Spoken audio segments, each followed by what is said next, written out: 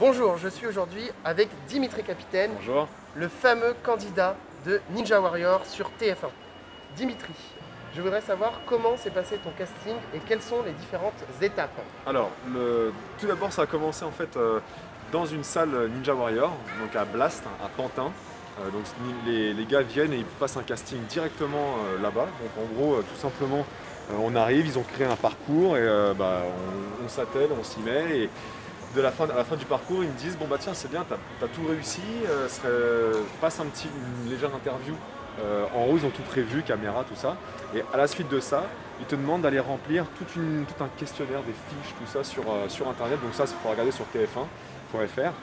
Et de là, bah voilà, tu remplis toute une fiche qui est quand même assez longue, hein, il demande beaucoup d'informations sur toi, donc là il faut donner pas mal d'infos. Et de là, ils te recontactent. Pour ma part de mémoire, ils en ont sélectionné environ 3, je dirais 3 sur les 15 où on était, même 2, non 2 sur les 15. Après, je ne sais pas combien de sessions passent, mais c'est le passage obligatoire, il est par là. Et puis après, une fois que c'est passé, c'est parti, quoi. Ils te disent c'est tel jour, telle heure, direction Cannes et en avant. Dimitri, comment t'es-tu démarqué lors du casting? Alors lors du casting, moi déjà je me suis dit je le prends à la cool. C'est-à-dire que certes c'est pour passer Ninja Warrior, il y a une pression ou quoi, mais avant tout j'y vais pour m'amuser aussi. Et après voilà, j'ai 34 ans, j'ai du recul. Il y avait des gamins qui avaient 16-17 ans, on sent qu'ils ont une espèce de grosse pression que je n'avais pas du tout pour le coup. Et pour moi voilà, je pense que ils ont dû sentir que j'étais assez détente malgré la pression de la sélection qui est. Et après, j'ai assez bien performé sur les scores, les tractions, des mouvements de stabilité. Tout ce qui était là-dedans, je pense que je fais partie des 3 meilleurs dedans. Même s'ils ne recherchent pas la performance à fond, obligatoirement, si on se donne à fond et qu'on arrive sur le haut du panier, j'ai envie de dire, on a sûrement plus de chances d'être retenu. Voilà. Quand je sais que je suis sélectionné, c'est fin février. Et en mars, premier confinement qui arrive avec le Covid, donc là on m'appelle pour me dire qu'en fait l'émission est soit annulée, soit reportée, enfin en tout cas statu quo.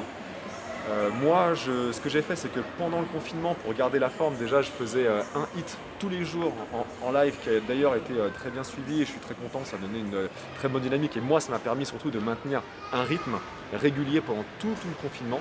Pour les non-sportifs, est-ce que tu peux expliquer un petit peu ce qu'est un HIIT? Ouais, alors pour un HIIT, c'est l'abréviation de High Intensity Interval Training, donc un entraînement à haute intensité et fractionné. Donc c'est un enchaînement de 4, 5, 6 exercices qu'on va faire sur quelques secondes, mais on va vraiment se donner à fond. Et l'ensemble va durer environ 20-25 minutes. Ça donne un gros coup de boost et surtout ça permet d'avoir une activité chez soi dans quelques mètres carrés. Sans avoir besoin de se dépenser à fond en fait, et d'avoir des réels effets bénéfiques. Alors en termes de motivation, c'est clair que Ninja Warrior pour moi c'est un nouveau challenge. Donc qui dit nouveau challenge, on sort sa zone de confort. Ça veut tout dire. Sortir sa zone de confort, c'est qu'il faut se donner autrement, il faut chercher d'autres objectifs. C'est une pression parce que je m'imaginais déjà arriver sur la scène avec le 3-2-1, go, c'est parti. Et cette pression-là, je sais qu'il va falloir la gérer, donc voilà, nouveau challenge. Et là où les choses que j'ai le plus redouté, c'était avant de commencer de me dire, faut surtout pas que je tombe sur le premier atelier dans la piscine, parce que si je reviens au lycée, parce que je suis prof d'EPS au lycée de Torigny, dans un lycée professionnel, mes élèves ils vont pas me rater, c'est clair, parce qu'ils charrient de malades, c'est comme ça qu'on fonctionne. Donc c'est très bon, c'est de bonne guerre, mais je me suis dit je rentre là-bas, je suis tombé, oulala, je vais prendre super cher. Et pareil, les gens avec qui je m'entraînais au parc du street workout à Meaux par exemple, à Tosier, où j'arrive et ils vont me dire ah t'es tombé au premier, voilà, c'est une question de petite honte quoi, donc pas envie de tomber là, envie d'arriver quand même plus loin que le premier atelier, premier obstacle. On aurait redouté la rencontre avec Iris, qui est quand même Miss Univers. Ouais, alors Iris, effectivement c'est très belle femme, mais dans Ninja Warrior, mon cerveau est complètement broyé par l'aventure en fait. Et donc c'est-à-dire que Iris, je me souviens qu'à un moment donné, moi j'étais en train de regarder un concurrent qui passait, et je me suis dit, elle est en train de me parler, et je regardais clairement ce qui se passait, et j'étais pas en train de calculer réellement ce qu'elle me disait, parce que je suis happé par le jeu, par la compétition et par le vouloir bien faire. Donc quand tu es là à côté de toi, pour ma part, je n'ai pas vraiment calculé plus que ça. Bon, la prochaine fois que tu iras Ninja Warrior, je viendrai avec toi, je calculerai Iris, il n'y a pas de souci. Donc du coup, Dimitri, quel est le retour de tes proches suite à ton passage dans l'émission Ninja Warrior?